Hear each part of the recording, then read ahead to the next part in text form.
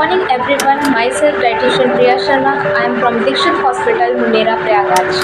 आज मैं आप सभी के सामने एक बहुत ही महत्वपूर्ण इम्पॉर्टेंट टॉपिक के बारे में बताना चाहूँगी।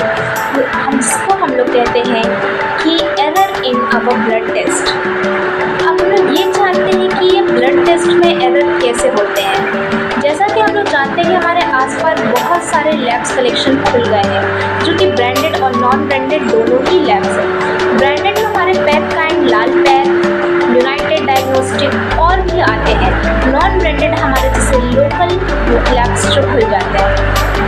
कई बार हमने ये देखते हैं कि हमारे जांच जब हम कराते हैं रिपोर्ट्स में, तो कई बार हमारा क्या होता है कि बहुत सी गलत जांच निकल के आती है। जैसे मेरे ओपीडीज में बहुत से पेशेंट्स जो क्रिटिकल होते हैं, उनको मैं ज़रूर दोबारा जांच करवाती हूँ ब्रांडेड लैब से, क्योंकि उसके पीछे का रीज़न ये है कि वो लोग नॉन ब्रांडेड में जाते हैं, वहाँ पे रिएजेंट ना अच्छे होने के कारण, या एक्यूरेसी पावर कमज़ोर होने के कारण, या लैक ऑफ टाइम होने के वजह से, मोर नंबर ऑफ ब्लड कलेक्शन होने की वजह से वो लोग रिपोर्ट अच्छा नहीं निकालते हैं। जैसे मेरे पास एक पेशेंट आई थी, अंजुम बानो।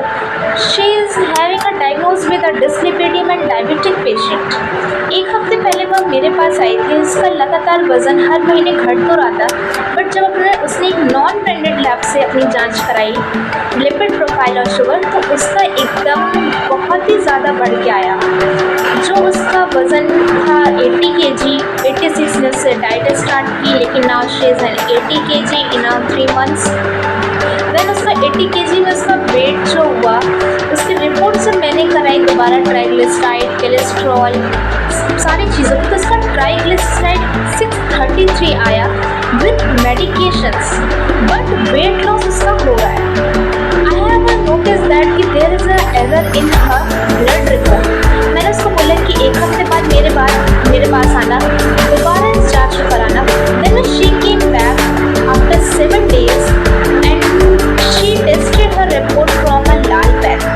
देन उसका आज ट्राइग्लिसराइड 197 है, cholesterol 97, and all are the become the reference value range. तो इससे यह पता चलता है कि हमारी सैंपल एररिंग टेस्ट लैब में हो रही है। लैब के साथ साथ हमारी सैंपल एररिंग टेस्ट कुछ हमारे कारणों से होती है। जैसे हमें फास्टिंग की अगर कोई जांच देनी है, कोई भी फास्टिंग की, तो वहाँ पे 10 to 12 आवर्स की फास्टिंग होनी चाहिए। या हम अपने कोई लिपिड प्रोफाइल की जांच दे रहे हैं, तो हमें इस बात का ध्यान होना चाहिए कि 48 आवर्स हमें फैट फ्री डाइट्स लेनी है। हमें बहुत ही लिमिटेड, बहुत ही सिलेक्टेड अमाउंट डाइट लेनी है, अपनी यस्टरडे डिनर लेनी, जिसके कारण हमारी कोई फ्लक्चुएशंस रिपोर्ट्स में ना आए। ऐसी बहुत सी छोटी छोटी माइन्यूट चीज़ें जो लोगों को पता नहीं होती है, जिनके कारण उनकी ब्लड रिपोर्ट्स गड़बड़ आती हैं। फिर उसी के हिसाब से डॉक्टर्स अपने मेडिसिन को प्रिस्क्राइब करते हैं, उनकी डोजेज चेंज होती है, जो कि इस सब कारणों की वजह से उनकी बॉडी में गलत साइड इफेक्ट पड़ता है।